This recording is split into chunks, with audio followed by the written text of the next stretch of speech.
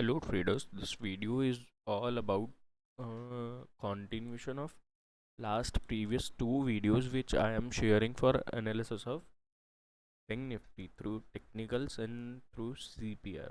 Now in this video I am going to analyze this chart through CPR. Firstly मैं बता देता हूँ आपको अभी तक किया क्या था हमने। अभी तक हम लोगों ने देखिए अभी तक हम लोगों ने ये सप्लाई जोन्स और डिमांड जोन्स बनाना सीखा था। ठीक है, तो मैंने क्या किया, मैंने ये एक सप्लाई जोन जो कि मुझे दिख रहा है 1 आवर टाइम फ्रेम पे दिख रहा था मुझे, मैंने इसको मार्कअप कर लिया था। ठीक है, तो एज ऑन डेट ये कौन सी तारीख है, 30th की बात है शायद। ठीक है, तो एक मिनट तारीख कंफर्म कर लेता हूँ। 29th of April। तो ये काफ़ी बड़ा फॉल हमें देखने को मिला है। पहले यहाँ पे फेक बाइंग देखने को मिली थी, उसके बाद जो एक्चुअल इंटेंडेड मूव थी वो देखने को हमें मिली। तो हम इस मूव को किस तरह से सीपीआर के थ्रू एनालाइज कर सकते थे और हम प्रॉफिट कर सकते थे इस पूरे के पूरे मूव का, ये मैंने लाइव मार्केट में भी आप लोगों को एनालिसिस करके दिखाया था और मैंने प्रॉफिट भी बुक किया था। एक्चुअल में मैं उतना प्रॉफिट नहीं बुक करता हूँ। ये जो लो है मैं यहीं के आसपास कहीं पे प्रॉफिट बुक कर लिया था। क्यों? क्योंकि हाँ, मुझे पता है गैप फिलिंग हो सकती है और मुझे और भी मिल सकता है, बट मेरे लॉट साइज़ थोड़ा ज़्यादा रहता है तो मैं बुक कर लेता हूँ अभी फ़िलहाल के हिसाब से, ताकि फ़र्दर आगे जैसे होता है देखते हैं। तो इसको सीपीआर के थ्रू मैं आपको एनालाइज करके दिखाता हूँ। तो what I plot on my chart is CPR. अब आपको देखने को मिलेगा कि बहुत सारी लाइनें आपको देखने को मिल रही है, तो कंफ्यूज नहीं होना है। मैं आपको बताता हूँ कौन सी लाइन क्या है और किस लाइन का क्या मतलब है। तो देखिए, ये जो आपको पिंक वाली लाइनें दिख रही हैं तीन, ये वाली तीन लाइनें पिंक वाली, ये हमारी मंथली सीपीआर है। मंथली सीपीआर क्या होती है? कुछ नहीं होता है, पिवट पॉइंट होता है। पिवट पॉइंट क्या होता है? मीडियन। तो ये मंथली सीपीआर हमारी है। ये पिछले महीने जो हमारी ट्रेडिंग हुई होगी उसके ओपन हाई लो क्लोज से मिल के ये तीन लाइनें आई हैं। ठीक है, मिड वाली जो लाइन है इसको हम कहते हैं सीपीआर, सेंट्रल पिवट। बाकी ये जो ऊपर है ये टॉप सेंट्रल पिवट है और ये जो नीचे है ये बिलो बिलो सेंट्रल पिवट है। ठीक है, तो हम इस दिन को जो कि 29th का दिन है हम इसको एनालाइज करते हैं यहाँ पे हुआ क्या। तो भाई देखिए, ये 5 मिनट का चार्ट मैंने प्लॉट किया है। ठीक है, और जी 5 मिनट के चार्ट को प्लॉट करने के बाद हम इस पे देख पा रहे हैं कि एक तो ये ऊपर पे सप्लाई जोन था ही।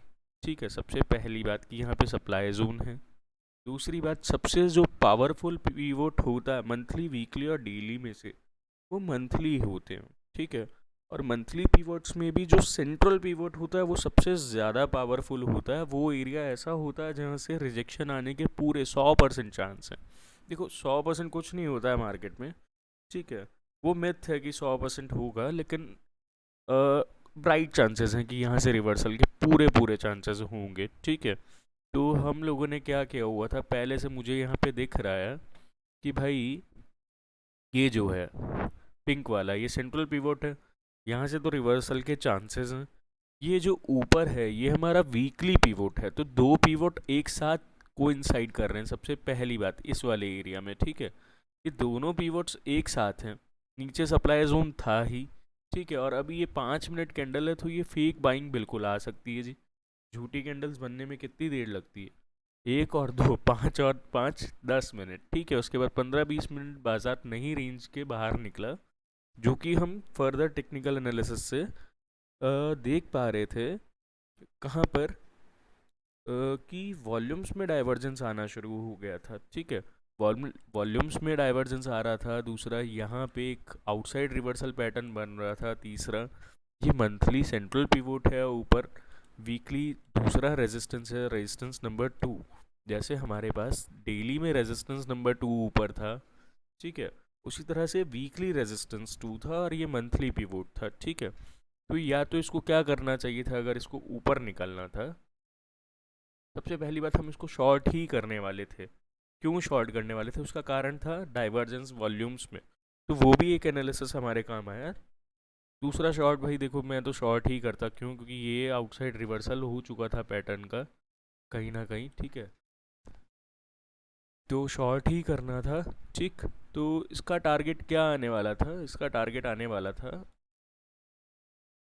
ये प्रीवियस डे, ये जो हाई है, या तो ये टारगेट रहता है, या तो आप पिवट्स तक भी टारगेट बना सकते हैं। इसको gap filling gap filling strategy भी कहते हैं। लेकिन जनरली क्या है, मैं कोशिश करता हूँ कि पहले पिवट के आसपास ही बुक कर दिया जाए। जो पहला पिवट पॉइंट आता है, हम कई लोग दो पिवट्स के लिए भी जाते हैं, दो पिवट्स भी यहाँ पे इजीली अचीवेबल थे। देखिए, एक ये वाला पिवट मिल जाता और एक ये वाला पिवट मिल जाता। यहाँ से फिर से रिवर्सल क्यों आ गया? क्योंकि ये मैं आपको निफ्टी के चार्ट पे दिखा पाऊंगा, और यहाँ से भी आप बाइंग कर सकते थे फर्दर। कहाँ तक के लिए?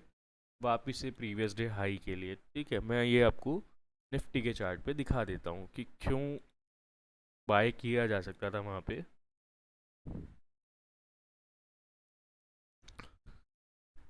अच्छा, ये कोई ट्रिक नहीं है, ट्रिक मतलब ये 18 में से कोई भी ट्रिक नहीं है। 18 जो ट्रिक्स हैं वो अलग हैं, ये तो बहुत सिंपल कॉमन टेक्निकल एनालिसिस है।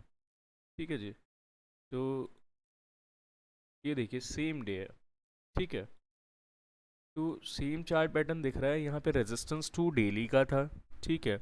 मंथली पिवोट्स यहाँ पे नीचे आ रहे हैं निफ्टी में, जबकि बैंक निफ्टी में monthly pivots current market price के ऊपर थे, ठीक है। तो ये ऊपर रहते हैं तो रेजिस्टेंस का काम करेंगे, नीचे रहते हैं तो सपोर्ट का काम करेंगे। अब दो इंडेक्स हैं, दोनों इंडेक्स में सबसे पहली बात तो यही डाइवर्सिफाई करके कि एक के पिवट्स नीचे हैं, एक के ऊपर है, ठीक है, तो ये भी एक डाइवर्जेंस है। दूसरा, वॉल्यूम्स में मुझे बैंक निफ्टी में डाइवर्जेंस दिख रहा था।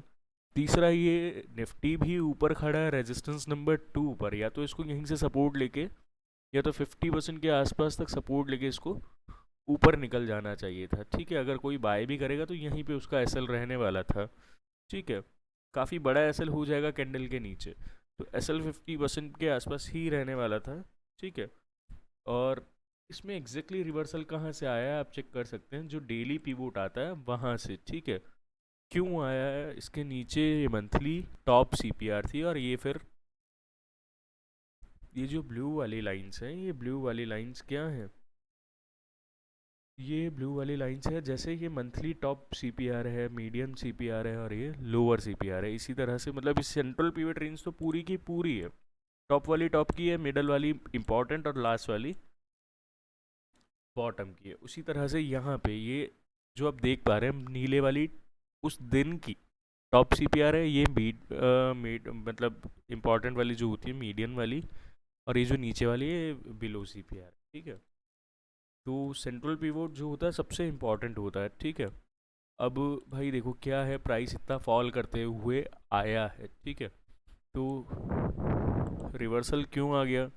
क्या कारण है? क्योंकि नीचे पे क्या था? नीचे पे सबसे पहली बात, वो पिवोट जो होता है डेली का वो भी बहुत इंपॉर्टेंट होता है, वो वहीं तक ही आया, उसके नीचे क्यों कैरी नहीं किया? क्योंकि उसके नीचे मंथली पिवोट था, और उसके नीचे फिर से डेली का पिवोट था, तो इतने सारे पिवोट्स को एक साथ तोड़ पाना थोड़ा मुश्किल रहता, और यहाँ पे तो पूरा क्लस्टर था, ठीक है। तो इसको आप यहीं तक के लिए ट्रेड कर सकते थे, गैप फिलिंग तक के लिए भी तो यहीं तक आप टारगेट रख सकते थे इसका।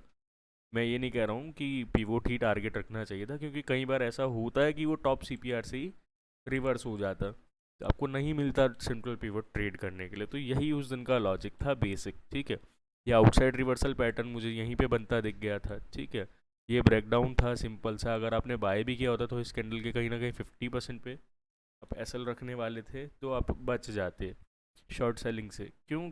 और दूसरा एक बहुत सिंपल सी बात है भाई, क्यों शॉर्ट सेल करना है जब वो 2 दिन से रैली कर रहा है? आप देख रहे हैं 1000 पॉइंट एक दिन भाग गया है, 1000 पॉइंट एक दिन भाग गया है, तो क्या थोड़ा भी प्रॉफिट बुकिंग आप एक्सपेक्ट नहीं करते हैं? दूसरा, इतना बड़ा गैप अप हो जाने के बाद तो भाई कुछ तो सोचिए कि प्रॉफिट बुकिंग आ सकती है या नहीं आ सकती है, ठीक है। यही एक एनालिसिस था मेरा जो बैंक निफ्टी में था। एक तो डाइवर्जेंस मुझे दिख रहा था जो कि सीपीआर में था, दूसरा मुझे वॉल्यूम्स में बैंक निफ्टी के खुद डाइवर्जेंस दिख रहा था, तीसरा ये जो प्राइस था वो मंथली पिवोट के सेंट्रल वाली रेंज पे था, चौथा मुझे यहाँ पे आउटसाइड रिवर्सल पैटर्न